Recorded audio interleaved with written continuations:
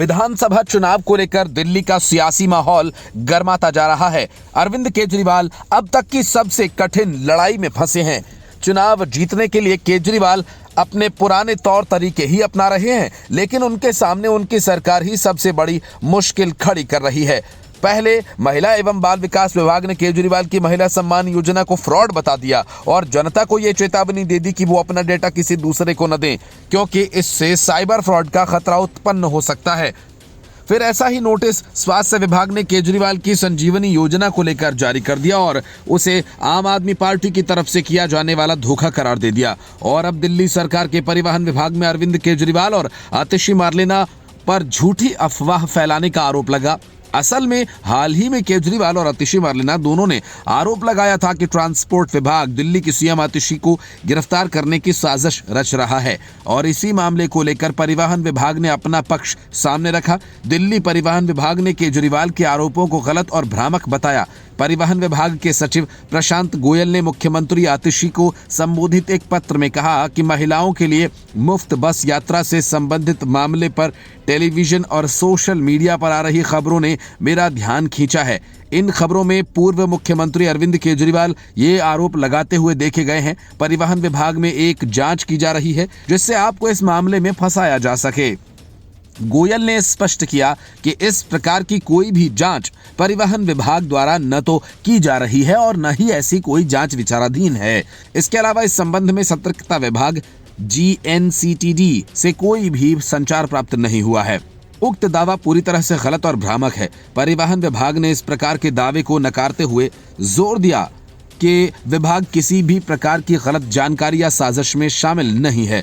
विभाग ने आग्रह किया कि इस संबंध में कोई भी जानकारी तथ्यात्मक रूप से प्रस्तुत की जाए और भ्रामक सूचनाओं से बचा जाए। हाल ही में एक प्रेस कॉन्फ्रेंस को करते हुए केजरीवाल ने कहा था कि ED, CBI और इनकम टैक्स को दिल्ली की सीएम आतिशी को गिरफ्तार करने के लिए कहा गया है। मैं ये पूरी जिम्मेदारी के साथ कह रहा हूँ। हमें अपने सूत्रों से पता चला है कि परिवहन विभाग में आतिशी के खिलाफ फर्जी मामला दर्ज किया जा रहा है। आतिशी की गिरफ्तारी से पहले वो मुझ समेत आम आदमी पार्टी के सीनियर नेताओं पर छापेमारी करेंगे। इस एक्शन का उद्देश्य आम आदमी पार्टी को उसके सकारात्मक अभियान से विचलित करना है। जिस तरह से अरविंद केजरीवाल बौखलाए हुए हैं, उससे साफ है कि नई दिल्ली सीट पर वे बुरी तरह से फंस गए हैं। प्रवेश वर्मा की संस्था की तरफ से महिलाओं को सहायता दिए जाने की खबर जैसे ही अरविंद केजरीवाल को लगी, उन्हें लगा कि उनका बना बनाया खेल बिगड़ गया। इसी बौखलाहट में पहले तो उन्होंने प्रवेश वर्मा पर ताबड़तोड़ हमले किए, फिर कांग्रेस के टिकट पर उनके मुकाबले मैदान में उतरे संदीप दीक्षित से भिड़ गए। बात नहीं बनी तो सुबह सवेरे ऑपरेशन लोटस की कहानी लेकर बैठ गए और कहने लगे बीजेपी वोटर लिस्ट में हेरा फेरी करवा रही है। उसने 14,000 वोट बदल डाले। लगे हाथ केजरीवाल ने सरकारी अधिकारियों को भी धमकाया। बात यही नहीं खत्म हुई। केजरीवाल के बाद संजय सिंह सामने और कहा कि बीजेपी वाले उनकी पत्नी का वोट कटवाना चाहते हैं। संजय सिंह नई दिल्ली इलाके में रहते हैं। मतलब कि संजय सिंह एक तरह से केजरीवाल के आरोपों की पुष्टि करने के सबूत के साथ सामने आए। उन्होंने दावा किया कि बीजेपी ने नई दिल्ली विधानसभा सीट से उन्हीं की पत्नी का नाम वोटर लिस्ट से कटवाने का आवेदन दिया है।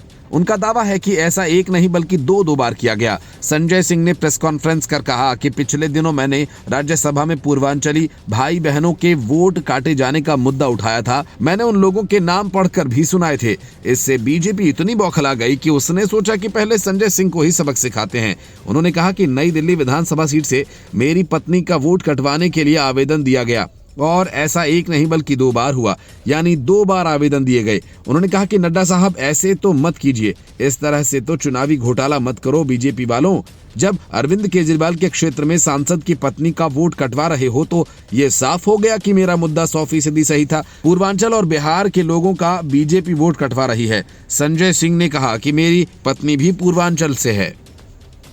उनका वोट कटवाने के लिए आवेदन 24 और 26 दिसंबर को दिया गया। इस दौरान उन्होंने मनोज तिवारी का एक बयान भी सुनाया और कहा कि इसमें ये कह रहे हैं कि जिनके वोट काटे जा रहे हैं वो रोहिंग्या हैं और बांग्लादेशी हैं, घुसपैठिए हैं। उन्होंने कहा कि मैं मनोज तिवारी से पूछना चाहता हूँ, क्या मेरी पत्नी बांग्लादेशी है, रोहिंग्या है? इसके पहले अरविंद केजरीवाल ने बीजेपी पर ऑपरेशन लोटस चलाने का आरोप लगाया। केजरीवाल ने दावा किया कि केजरीवाल उन्हीं की सीट यानी नई दिल्ली सीट पर 15 दिसंबर से ऑपरेशन लोटस चला रही है।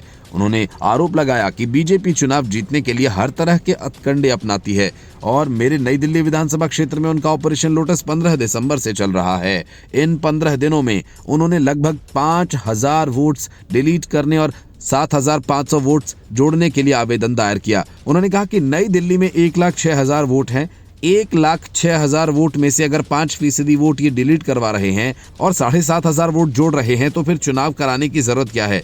ये तो सरेआम बदमाशी ही हो रही है।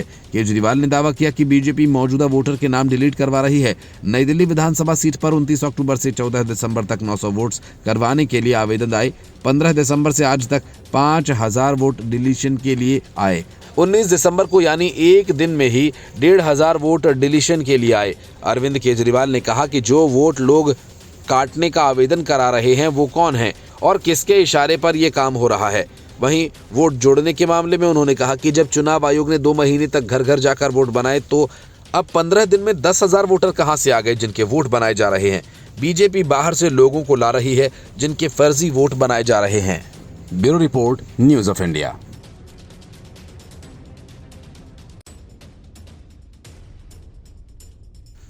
अरविंद केजरीवाल ने विधानसभा चुनावों से काफी पहले ही स्वाति मालीवाल पर हमला करने वाले विभव कुमार और शराब घोटाला के हैंडलर रहे विजय नायर को पंजाब में सेट कर दिया था ताकि दोनों मिलकर विधानसभा चुनावों के लिए फंड का जुगाड़ कर सकें। वजह ये कि लोकसभा चुनाव के दौरान पंजाब के सीएम भगवंत मान फंड जुटाने के मामले में पार्टी की कसौटी पर खरे नहीं उतरे। उस वजह से केजरीवाल भगवंत मान से काफी नाराज भी हैं। अब जब विधानसभा के चुनाव करीब आ गए हैं तो पंजाब से आम आदमी पार्टी के फंड भेजे जाने लगे हैं। पंजाब से बड़ी मात्रा में कैश निजी गाड़ियों में पंजाब पुलिस की निगरानी में दिल्ली भेजा जा रहा है। कांग्रेस के उम्मीदवार संदीप दीक्षित ने इन आरोपों को दिल्ली के एलजी ने गंभीरता से लिया और इस मामले की जांच के आदेश दे दिए। अब पंजाब से दिल्ली आने वाली निजी गाड़ियों की कड़ी जांच की जाएगी। संदीप दीक्षित ने आम आदमी पार्टी और जासूसी और पंजाब से दिल्ली में बड़ी मात्रा में नकदी लाने का आरोप लगाया। संदीप दीक्षित ने 25 दिसंबर को लिखे पत्र में दिल्ली में अपने आवास के बाहर पंजाब सरकार के खुफिया कर्मियों की कथित मौजूदगी का जिक्र किया और इसी के बाद उपराज्यपाल वीके सक्सेना ने 3 दिन में रिपोर्ट और दिल्ली पुलिस को जांच के आदेश दिए गए। कांग्रेस नेता संदीप दीक्षित ने 25 दिसंबर को उपराज्यपाल वीके सक्सेना को पत्र लिखा। इस पत्र में उन्होंने अपने दिल्ली स्थित घर के बाहर पंजाब सरकार के खुफिया कर्मचारियों की मौजूदगी का आरोप लगाया। दीक्षित ने कहा कि इन कर्मचारियों के आधिकारिक वाहन अक्सर उनके घर के बाहर देखे जाते हैं। ये कहीं न कहीं निगरानी का संकेत है। संदीप दीक्षित ने यह भी आरोप लगाया कि पंजाब सरकार चुनाव से पहले मतदाताओं को प्रभावित करने के लिए दिल्ली में बड़ी मात्रा में नकदी भेज रही है। उन्होंने कहा कि हरियाणा और राजस्थान होकर कुछ निजी वाहन दिल्ली आ रहे हैं जो अक्सर पंजाब पुलिस की सुरक्षा में होते हैं। आम आदमी पार्टी की तरफ से फिलहाल कोई प्रतिक्रिया नहीं आई है। दिल्ली और पंजाब दोनों जगह आम आदमी पार्टी की सरकार है। उपराज्यपाल वीके सक्सेना ने इन आरोपों को गंभीरता से लिया। उन्होंने 3 दिन के अंदर पूरी रिपोर्ट मांगी। उपराज्यपाल कार्यालय ने दिल्ली पुलिस आयुक्त को शहर के बॉर्डर पर गाड़ियों की जांच करने के लिए तत्काल कदम उठाए जाने का आदेश दिया। खासकर ऐसे वाहन जो पंजाब से आते हैं उनकी कड़ी जांच करने को कहा गया। पंजाब, हरियाणा और राजस्थान के पुलिस महानिदेशकों को भी हाई अलर्ट पर रहने और किसी भी असामान्य गतिविधि पर नजर रखने की सलाह दी गई है। दिल्ली के मुख्य सचिव को निर्देश दिया गया है कि वे मुख्य निर्वाचन अधिकारी को सूचित करें। चुनाव की तारीख नज़दीक आते ही सतर्कता बढ़ा दी जाए। दिल्ली में फरवरी में विधानसभा चुनाव होने हैं। ऐसे में चुनाव से पहले इस तरह के आरोपों से सियासी पारा चढ़ने लगा है। शेख हसीना सरकार के पतन के बाद से बांग्लादेश की कमान मोहम्मद यूनुस के हाथों में है। मोहम्मद यूनुस की अंतरिम सरकार का काम चुनाव करवाने का था, लेकिन मोहम्मद यूनुस चुनाव करवाना छोड़ एक तरह से बांग्लादेश के तानाशाह बन बैठे हैं। भारत से नफरत की आग में वहां की अंतरिम सरकार हिंदुओं और अन्य अल्पसंख्यकों पर हमले को रोक पाने में विफल है। पूरे देश में अराजकता का माहौल है। हर तरफ अराजकता फैली हुई है। पुलिस प्रशासन नाम की कोई चीज नहीं। ऐसे में अंतरिम सरकार के मुखिया मोहम्मद यूनुस के खिलाफ भी अब नाराजगी बढ़ने लगी है। शांति पसंद लोग मोहम्मद यूनुस की नीतियों से खुश नहीं और वे मोहम्मद यूनुस को गद्दी पर नहीं देखना चाहते। बड़ी बात यह कि जिन लोगों की बदौलत मोहम्मद यूनुस के हाथ सत्ता आई, अब वे भी बगावत के मूड में हैं। जो कट्टरपंथी नेता कल तक मोहम्मद यूनुस के कसीदे पढ़ रहे थे, अब वही आलोचना कर रहे हैं। पूर्व प्रधानमंत्री शेख हसीना के कट्टर विरोधी भी रहे, लेकिन अब यूनुस की नाकाम सरकार से तंग आ चुके। उन्होंने कहा कि एक गैर निर्वाचित सरकार को लंबे समय तक सत्ता में नहीं रहना चाहिए। उन्होंने तुरंत चुनाव करवाए जाने की मांग दोहराई। नेता का नाम मिर्जा फखरुल इस्लाम आलमगीर है। वो बीएनपी के महासचिव हैं। ढाका ट्रिब्यून की एक रिपोर्ट के मुताबिक उन्होंने एक चर्च में कहा, हमें सुधारों से कोई आपत्ति नहीं, लेकिन फिलहाल सबसे बड़ा मुद्दा बांग्लादेश में अस्थिरता और अराजकता का है। अगर एक निर्वाचित सरकार बनती है तो ये समस्याएं काफी हद तक कम हो जाएंगी। एक कार्यक्रम जातीय प्रेस क्लब में जातीय गणतांत्रिक पार्टी के एक धड़े द्वारा आयोजित किया गया था। फखरुल ने कहा कि एक निर्वाचित सरकार के पास समस्याओं का प्रभावी ढंग से समाधान करने का जनादेश होता है। उन्होंने कहा कि हमें हमेशा इस बात को ध्यान में रखना चाहिए कि हम सुधारों का समर्थन करते हैं, लेकिन हम ये भी मानते हैं कि गैर निर्वाचित सरकार को लंबे समय तक सत्ता में नहीं रहना चाहिए। फखरुल ने कहा कि अंतरिम सरकार का मुख्य काम एक निष्पक्ष और विश्वसनीय चुनाव कराना और जनता के निर्वाचित प्रतिनिधियों को सत्ता सौंपना है।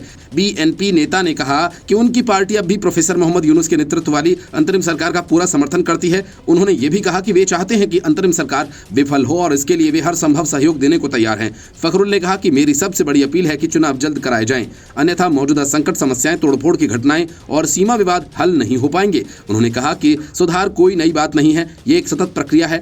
सरकार ने सुधारों के लिए कई आयोग बनाए हैं और वे काम कर रहे हैं, ये अच्छी बात है, लेकिन ये आयोग किनके साथ काम कर रहे हैं? उन्होंने कुछ विद्वानों को बुलाया, हम उन्हें अच्छी तरह से जानते हैं और उनका सम्मान करते हैं, लेकिन साथ ही आपको ये समझने के लिए जनता से जुड़ना चाहिए कि वे चाहते क्या हैं। Bureau report, news of India.